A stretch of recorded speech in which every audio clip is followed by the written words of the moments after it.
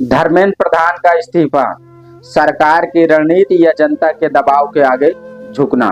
नमस्कार, मैं हूं आपका शिवम और आप देख रहे हैं एसडी न्यूज नेटवर्क। बात करेंगे आज विगत दिनों से विरोध प्रदर्शन को लेकर छात्रों की बड़ी सफलता मिली और इस्तीफे की जिसने देश की राजनीति में नई बहस छेड़ दी है। सवाल सिर्फ एक मंत्री के जाने का नहीं है, बल्कि उस संदेश का है जो इस दुनिया में पूरी मोदी कैबिनेट और विपक्ष और देश की रणनीति तक गया है। लेकिन सबसे बड़ा सवाल यही है कि अगर हालात इतने गंभीर थे तो बातचीत पहले क्यों नहीं की गई? क्या संवाद की शुरुआत पहले नहीं हो सकती थी? ऐसा नहीं हो सकता था कि छात्रों को बुलाकर उनकी बात सुनी जाती? क्या ऐसा नहीं हो सकता था कि उनके टकराव की नौबत ही ना आती? लोकतंत्र की सबसे बड़ी ताकत यही होती है कि असहमति का जवाब संवाद से किया जाए, क्योंकि लाठी यह नहीं पूछती कि सामने कौन है, छात्र है, पत्रकार है, किसी राजनीतिक दल का कार्यकर्ता है या किसी सामान्य नागरिक। जबकि कानून व्यवस्था की स्थिति बिगड़ती है तो उसका असर पूरे समाज पर पड़ता है। क्या सरकार जनता के दबाव के आगे झुकी? क्या यह फैसला देर से लिया गया? और क्या आने वाले दिनों में अब मंत्री पहले से ज्यादा जवाबदेह होंगे? आइए पूरे मामले को विस्तृत समझते हैं और आपको डिटेल में बताते हैं। सबसे ज्यादा बेचैनी विपक्ष से ज्यादा तो मोदी कैबिनेट के अंदर भी होगी। क्यों? क्योंकि अब तक आधे मंत्री जो नकारे थे वो इसलिए बचे थे कि मोदी जी ने मंत्री का इस्तीफा नहीं लेते थे। अब एक ये मैसेज भी गया होगा कि बाबू तुम कितना भी बड़ा मंत्री हो, कोई फर्क नहीं पड़ता, लेकिन अगर तुम काम नहीं कर रहे हो, जनता तुम्हारे खिलाफ जा रही है और तुम्हारे हिस्से की गाली मोदी जी को जा रही है, तो मोदी जी तुमको नाप देंगे, छोड़ेंगे नहीं। हाँ, सोचिए जरा कि अगर ऐसा संदेश सच में गया तो आने वाले समय में कई ऐसे मंत्री हैं जो इनकी कार्यशैली भी बदल सकती है। ये तो एक इंटरेस्टिंग चीज है और बड़ी इंटरेस्टिंग चीज है ये।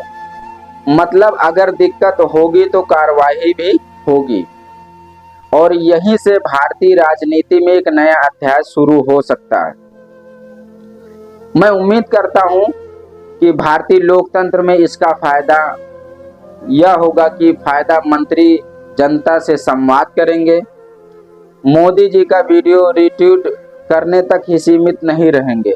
क्योंकि अभी तक मंत्री लोग क्या करते थे, जनता से संवाद नहीं करते थे, जो सरकारी योजनाएं होती थी उनकी वीडियो सोशल मीडिया पे रिट्वीट करके अपनी इमेज बनाते थे। सोशल मीडिया पे सक्रिय भी रहेंगे, जनता का फीडबैक भी लेंगे समय समय पर और फाइलें कम लटकेंगी, निर्णय तेजी से होंगे और मंत्रालयों में अब जवाबदेही बढ़ेगी। अगर ऐसा हुआ तो इसका फायदा सीधे देश की जनता को मिलेगा। क्यों? क्योंकि जो मंत्री काम नहीं करना चाहते थे वो अब एक्टिव मोड में हो जाएंगे। लेकिन इस फैसले से दूसरा पहलू भी आपको समझाते हैं कि अब आगे भी कोई बड़ा आंदोलन होगा तो उसकी पहली मांग क्या होगी? मंत्री हटाओ, यानी एक मिसाल बन चुकी है। क्यों? क्योंकि लोग अवेयर हो चुके हैं, जागरूक हो चुके हैं और पहली बार सरकार झुकी है। पिछले कई वर्षों से मोदी सरकार पहली बार सरकार झुकी है। जैसा कि अक्सर राजनीति में कहा जाता है कि पहली बार झुकना आसान होता है लेकिन दूसरी बार बहुत मुश्किल होता है। यही वजह है कि सरकार के लिए यह फैसला जितना फायदा लेकर आया है उतना ही भविष्य में चुनौती भी बन सकता है। अब बात करते हैं सबसे बड़े नुकसान की कि नुकसान क्या हो सकता है और वो नुकसान क्या है वो तो वक्त के हिसाब से ही तय होगा।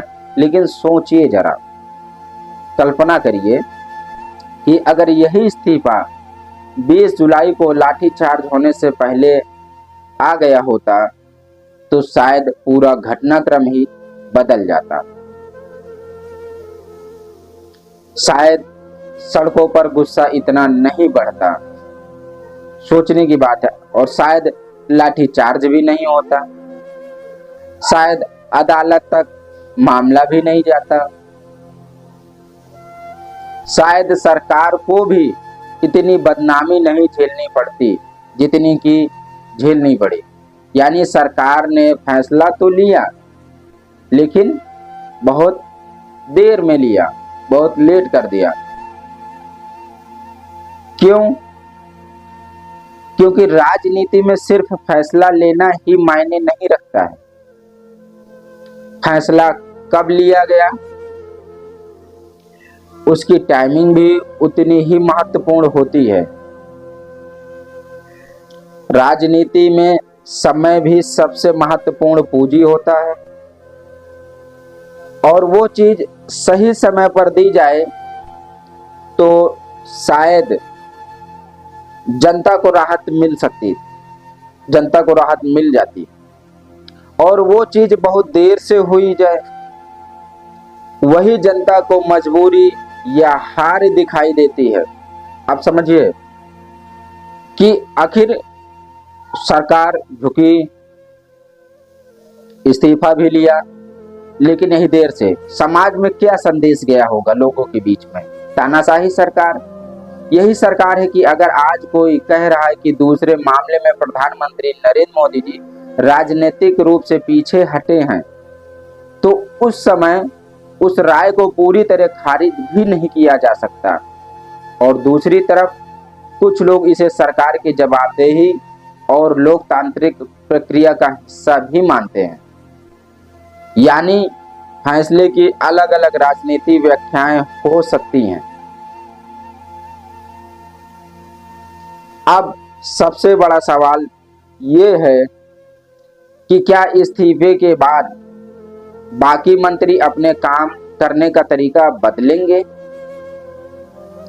क्या जनता से दूरी कम होगी लोगों की? क्योंकि अक्सर देखा जाता था कि मंत्रियों की और जनता से बहुत दूरी हो जाती थी, कोई आम नागरिक उनसे मिल नहीं सकता था। क्या मंत्रालयों में फैसले तेज होंगे इससे? क्या सरकार अब जनता के गुस्से से पहले समझने की कोशिश करेगी?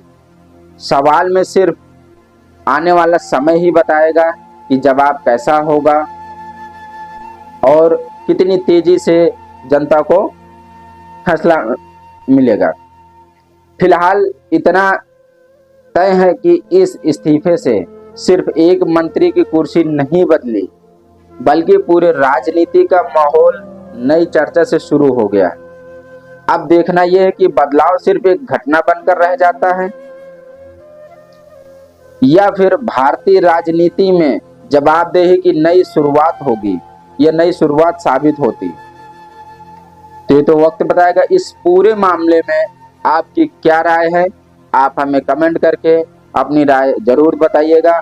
और सरकार ने क्या सही फैसला लिया? बहुत देर से लिया फैसला, लेकिन लेना ही पड़ा। आखिर सरकार को झुकना ही पड़ा।